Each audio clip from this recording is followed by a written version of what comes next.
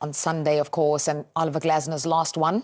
But Arsenal, Premier League champions, they go there having done the job already. Would have been a little bit nervy on Sunday, I'm sure, if they hadn't, but then Manchester City dropping points. The scenes outside the Emirates on Tuesday night, I think whether or not you support them, whether or not you were happy for them, whether or not you were hate watching, those scenes, if you're a football fan, everybody enjoyed seeing that. You know, I think they were the embodiment of what the Premier League is all about. It's a global game, and this show, the product is broadcast to 211 territories around the world. And what we saw was a really wonderful global celebration of a big team finally ending a 22-year wait for the title. Some of the stuff on social media was just exceptional, inspirational, fun. And the guy who has been at the centre of that, Mikel Arteta, I'm really, really pleased for him. I'm a little bit sympathetic, sad for him in a way, because his thunder's been stolen by, you know, things that have happened since then. But this guy, you know, he has steadily progressed the club since he took over. First season, he won the FA Cup, of course, and then everyone has said it was Unai Emery's team, and then he's been the bridesmaid 3 years in a row before getting over the line. One quick thing with him, and Danny, you speak to this better than me, but he's built from the back. He's realised when they lost the title late in the season, they had those defensive frailties, so he's built from the back. He's not really cared about what people think about the style of play, because if you get the job done, nobody will care how you play as long as you do it. Yeah, Danny, we'll hear from you in a second. Why don't we just hear the thoughts of Mikel Arteta? Here he is. Can you just give us an idea of what it was like for you on Tuesday night when that whistle went at the Vitality, your overriding emotion when it happened? You don't realize it, probably. It's one of the best feelings I ever had. I'm supposed to be here at Colney watching the game with the boys and certain staff because that's what they wanted, but I couldn't. I think 20 minutes later, before the game, I had to leave.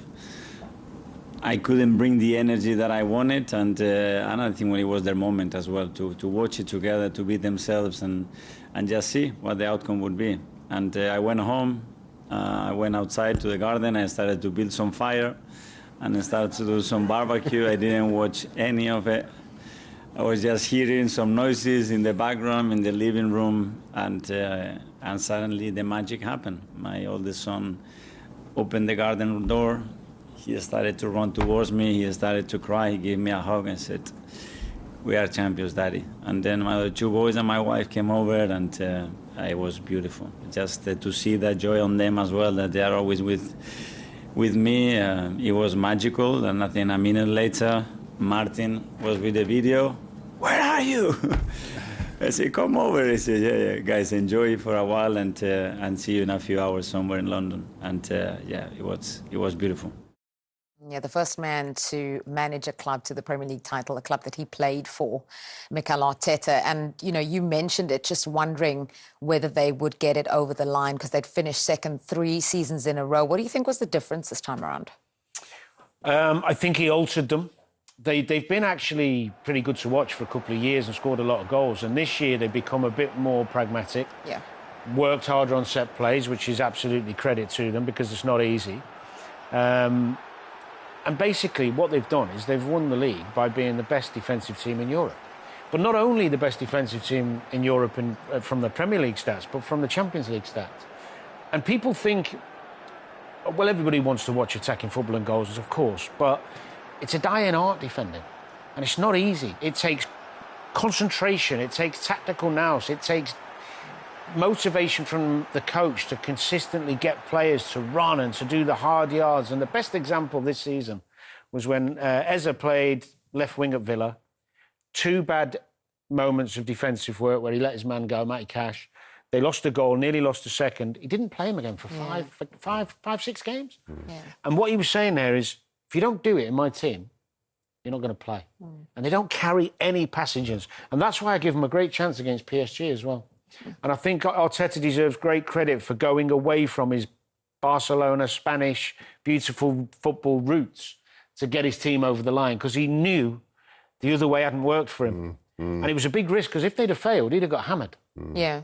But what he's done is he's gone, I believe in what we're doing, and he stuck to it to the last minute. Yes, George Graham did all the way to the Yeah. end line. Yeah. You know, you mentioned Eze. What a story for him, because you know he was on the. We all know it now. He was on the verge of joining Spurs.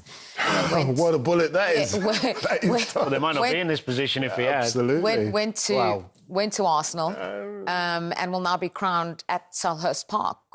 You know, where he made his name on Sunday. Yeah, it's wonderful. Inspirational story as well. His faith, as everybody knows, is very, very strong to him. He's very unapologetic about that. And he's grafted. I love players like Eze who don't always have that smooth ride to the top. You know, Semenyo. Yeah, exactly. Semenyo's another one. They have the setbacks, but they use those setbacks as inspiration, fuel to keep going and graft and work hard. And as you just said, there was that moment where he had made a mistake and he wasn't in the side for 6 games. But his attitude has been so hardened by the setbacks of the past that when he is called upon, he's ready at the elite level. That's why he is such a wonderful story.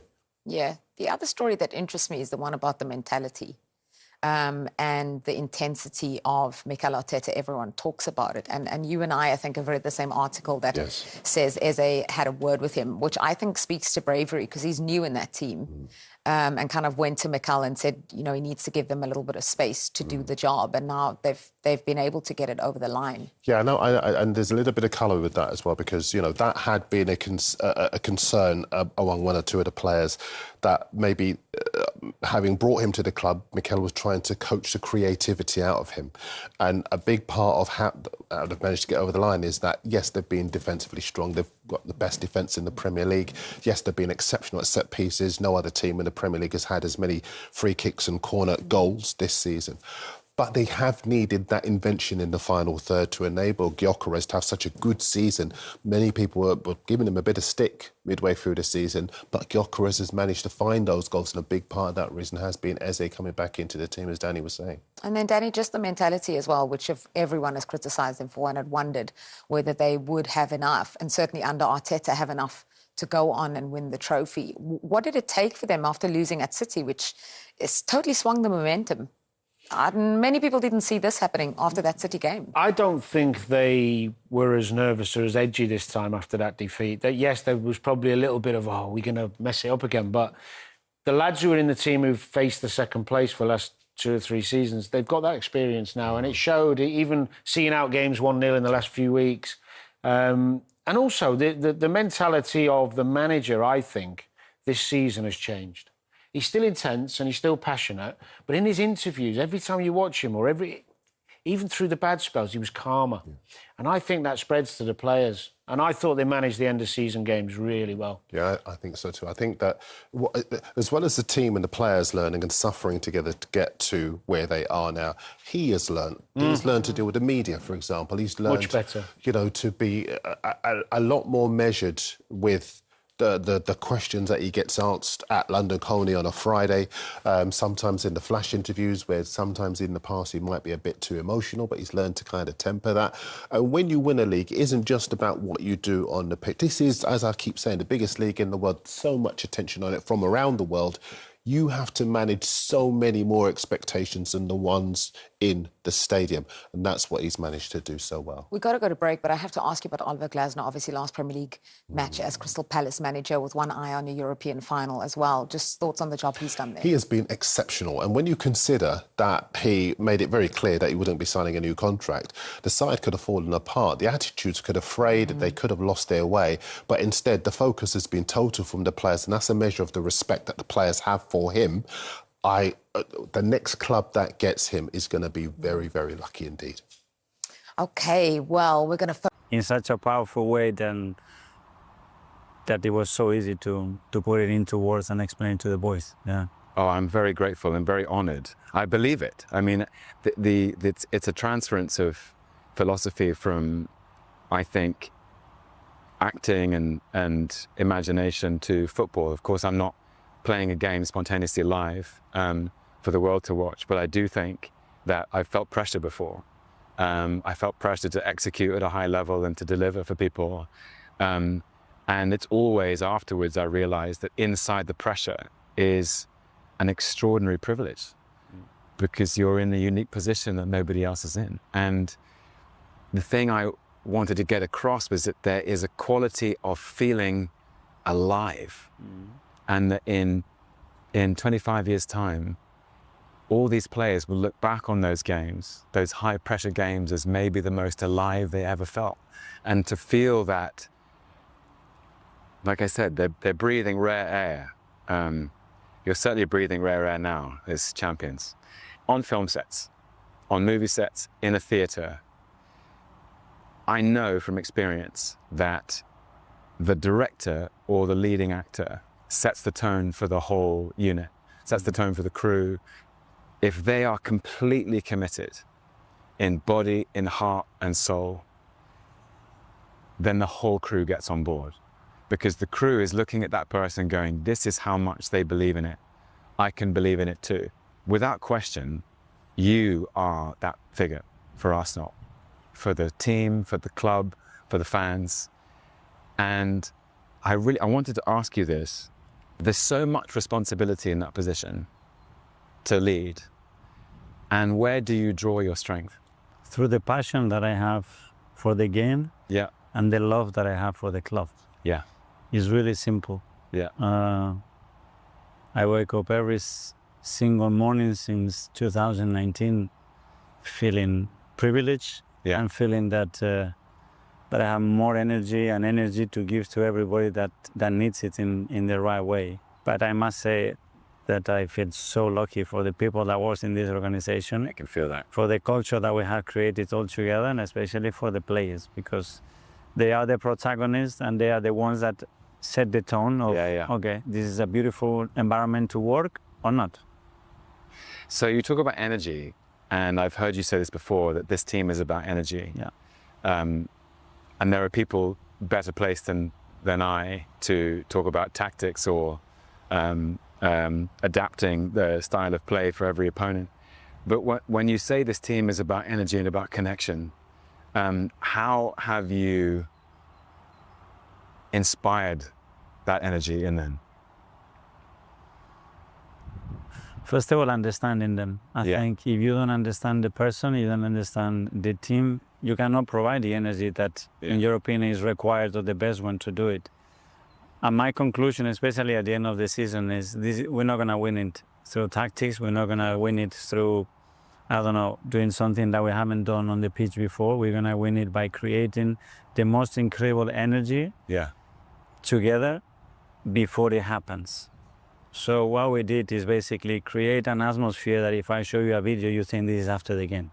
Nice. And it was actually an hour and a half before kickoff. And that gives them relief, confident energy. They touch each other and they were like, they were ready for each other. They were ready for anything that could happen on the pitch. And that's been a lesson because they reacted so well to that. Outside of football, which is obviously a deep passion, is there anything else that inspires you when you come to work, when you know you've got the responsibility of carrying this team? Obviously, it's my family. It's my wife and my 3 kids, my parents, my sister, my friends, and everybody that I got to meet through a football. I always tell the story. The power of a ball is incredible. A ball can connect 50 children in a park that they never met each other immediately, and they become friends by doing that. The ball can connect the videos that we've seen in Uganda, in many countries, immediately. And that's been the story of my life. I mean, who has been my inspiration? The biggest one, that ball, because that ball has made me travel the world to meet and experience some things that I could never dreamed of. And as well, it has educated me with certain values, because that ball can be beautiful and it can be something that takes you through very dark places as well in your life. But I would say my family. Look, if pressure is a privilege, and privilege is being a champion, which you are, and nobody can take that away from you, is there any pressure now? I will use a different word. I will use that we have raised different standards now. And this is where we are right now, and now we have to aim to go to the next level. And the next level is going to happen in 6 days in Budapest to go and win the Champions League. And we know that, and our only focus now is to achieve that goal. When there isn't harmony, and when it's hard, when it's not easy, where do you go? Where do you draw it from? I enjoy that part as well. You enjoy that part? I love it. So why is not happening? Yeah. And try to figure out and dissect what is not right, find it and change it, is what it makes you a better coach. Yeah. And to have that curiosity, first of all, to be humble enough to, instead of start to criticize the players, start to look at yourself first and say, okay, what I haven't done right? Why is this not clicking? Why this is not happening in the manner that I thought it will play out? And then find a way. And then when it happens, it's more rewarding than before. Yes. Because you've been able to identify, and that's not easy to do. But in order to do that as well, you need to surround yourself with the best. And I feel lucky that, in my opinion, I have the best coaching staff in the world. Yeah. And some of the very best staff in the world to open your eyes, to guide you, to make you think, to open new possibilities as well. And I think that's very important, and they deserve a lot of credit. I wanted to quickly ask you, I know you haven't got a lot of time. Obviously, the England squad was announced this morning. Declan. Are you happy with it? Look, far be it from me. I always believe. That's the joy of being an England fan. But we've got Declan, Bukayo, Eberechi Eze and Noni Madueke all selected. I haven't missed anyone out. No, because Ben unfortunately is injured. Of course, yeah. So, yeah. Of course. What are your feelings about their international journey? I feel very proud. I think they're going to have an incredible tournament. Thomas is an incredible coach, and I think he's got the ability and the belief, and now the experience in the group as well to go and go all the way and win it. Do you talk? No. Yeah, we do. Yeah, we have a really good relationship. He's a top guy and for sure a top coach as well. I can't wait to watch them do it.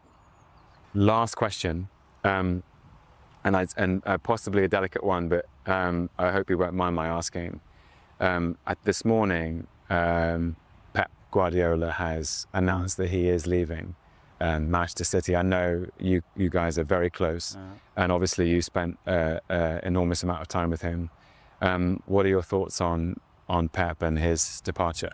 I think there are more feelings than thoughts, and the first feeling is gratitude.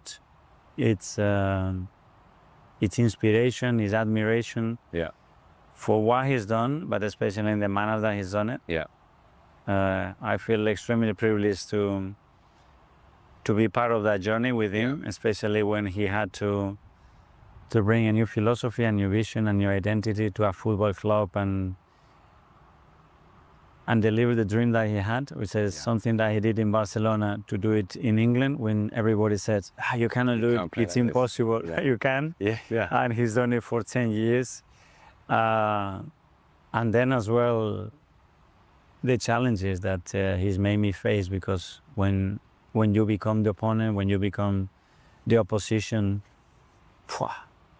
it's phenomenal at what he does, and it's extremely difficult to beat him. So he helped me a lot as a person, he helped me as a professional. I think I learned values with him that they're going to stick forever. And I think we need to give him the credit that it's changed. It changed the Premier League, it changed the vision and the way people perceive the game in England, and that's all down to him. Mikel, you have my respect and admiration for who you are and for everything you've done. You have mine as well.